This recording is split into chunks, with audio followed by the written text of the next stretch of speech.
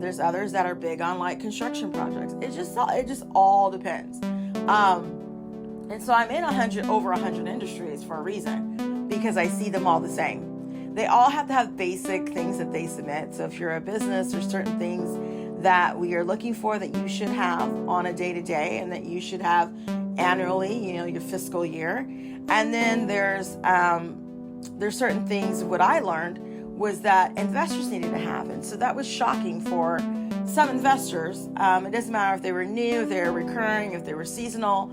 But I'm like, you need A, B, and C. And I'm not seeing that you have A, B, and C.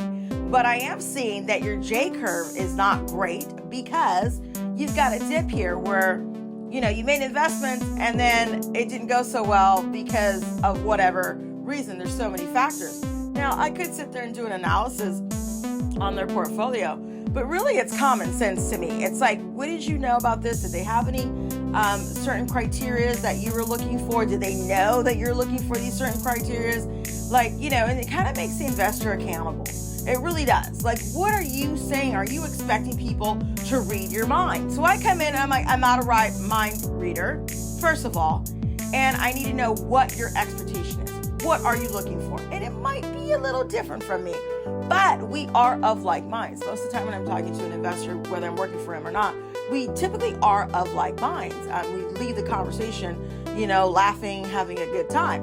But aside from that, it's, you can't expect people to know what to expect. And this industry in the private sector, this is non-government. Private sector is like a black hole, and people, sometimes they're guessing and they're like, okay, this is what I have. This should be good enough. This is what I heard is what is needed.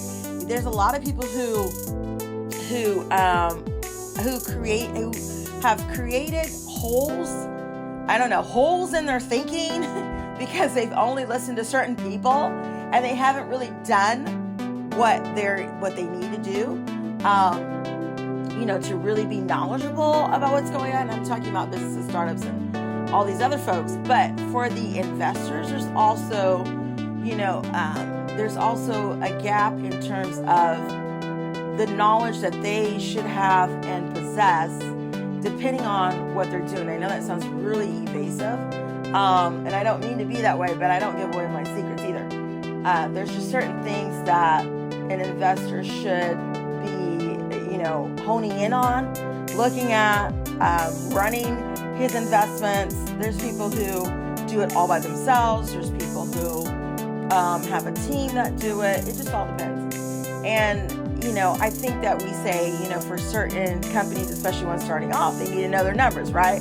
Like every business needs to know their numbers. Know your numbers, know your numbers. And I'll refer people to like Shark Tank. But I think for the same for the investors, know your numbers. Don't just put it off on your CFO to know your numbers. Don't just put it off on a project manager that you hired for a project to know your numbers. You need to know your numbers so that you are keeping track. You need to have a system in which you're keeping track of your investments. And I find that a lot of investors don't have a system. And I come in, I'm not a business developer, but I come in, I'm like, you need to have a system. Doesn't mean I have to do it. It means that these are things that need to be implemented. And here's an overview of each section that needs to happen. And I'll lay that out for them, because sometimes we need to hire, certain people for that. So it just, it's really, really interesting when I do, helping them with risk, mitigating the risk, keeping them in compliance, like with SEC, FINRA. And so this is not a job that I do for free. I'll do the 10 to 15 minutes free, but this is not what that is. And I typically work from referrals because, like I always say, business is business. There's no emotion in business, okay? For a lot of my investors around the world, we talk about family. We talk about, each other. We, have a genuine heart-to-heart conversation. I think in America that can happen if you know how to finagle the conversation, but predominantly there is a lot of, especially like at your demo days, and you've got investors, you've got startups, that sort of thing. There's a lot of aggression in those sorts of things, because the object, the intent is the money. And for me and the small group of people that I deal with, that's not the object. That's not the intent. It's like, how can we get this business to really fulfill their mission, fulfill their dreams? What can we do to be helpful and not just throw money at them? Are they even aware of how they need to use this money once they get it? Do they even know the difference between public and private sector? So, some of the stuff is very basic. And it's a lot of things that people don't know, and they need to know. So, I'm over here and it's like talking to a wall because, you hope somebody will hear what you're saying or whatever. I do things off the cuff. You know how I am so far. If you've been listening to some of my, some of my talks that I do on here, and it's just really important that you have the knowledge so you can make informed decisions. So this is Nikki Bell. Let's go.